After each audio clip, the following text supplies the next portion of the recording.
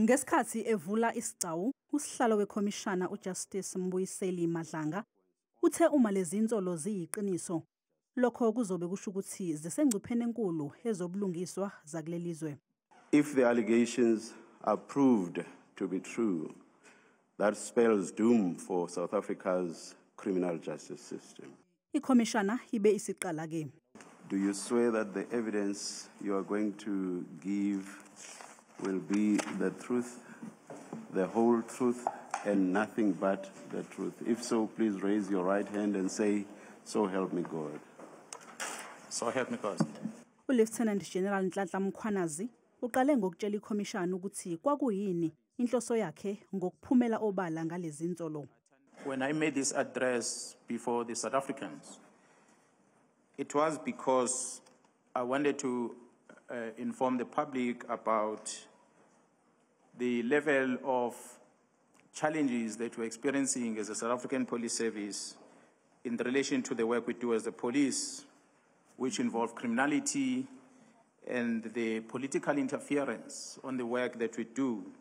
Umkhwanazi uthi unethemba lokuthi le khomishana izokwazi ukunqanda umonakalo osuwenzekile kwezobulungiswa kulelizwe. I want to demonstrate that the criminal justice system has been subject to a continuous threat as well as sabotage, which has been with us over an extended period, to a point where we believe it is at real risk of a total collapse if nothing is done. Ikhomishana ithinte nangodaba lokuhlakazwa kwethimba elaliphenya amacala ombusazwe elasungulwa ngonyaka u2018. Ngokwestatimende sikaMkhwanazi wezwa ngomlayezo kaWhatsApp womngani embonisa incwadi eyayibukeka ngathi icikicwe ungqongqoshe wamaphoyisa omisiwe uSenzo Mchunu eyayiqinisekisa ukuhlakazwa kwethimba elaliphenya amacala ombusazwe. Emva kokubona okushaya amanzi ngalencwadi, uMkhwanazi uthi wazama ukuxhumana nabathile ekhulumeni ayecabanga ukuthi bazombonisa uMchunu, kepha ke wehluleka. Waphinde waxhumana nokhomishana wamaphoyisa kuzwelonke, wagcine esemqonda ngqo ngoWhatsApp, wamthembisa umhlangano, kepha ke lowo mhlangano namanje awukaze ube khona. In my effort to try and make sure that we get to engage with the minister about this matter,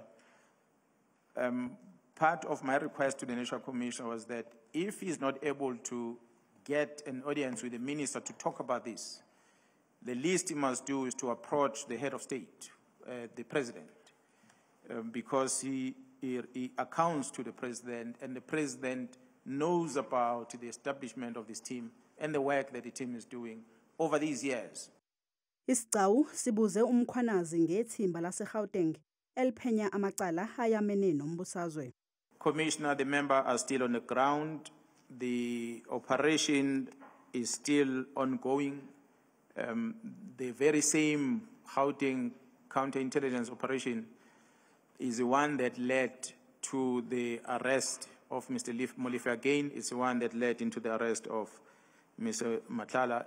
It's a team that today, as we sit here, has been part of the opposing of the bail of Mr. Matlala, which was denied by court today. Kusenjalo amalungu eqembu iMK abebhikisha ngaphandle kwesakhiwo okuhlezi kuso ikhomishana efuna ukuthi imiswe le khomishana. This commission must be halted because we believe that the president's decision to set up the commission is irrational. Abanye abantu okulindeleke ukuthi bavele futhi kule khomishana ukhomishana wamaphoyisa uJenene uFani Masemola nophethe yena uMkhwanazi, abashushisi nongqongqoshe wamaphoyisa osamisiwe uSenzo Mchunu kanye nabanye abanindekayo kulezi insolo.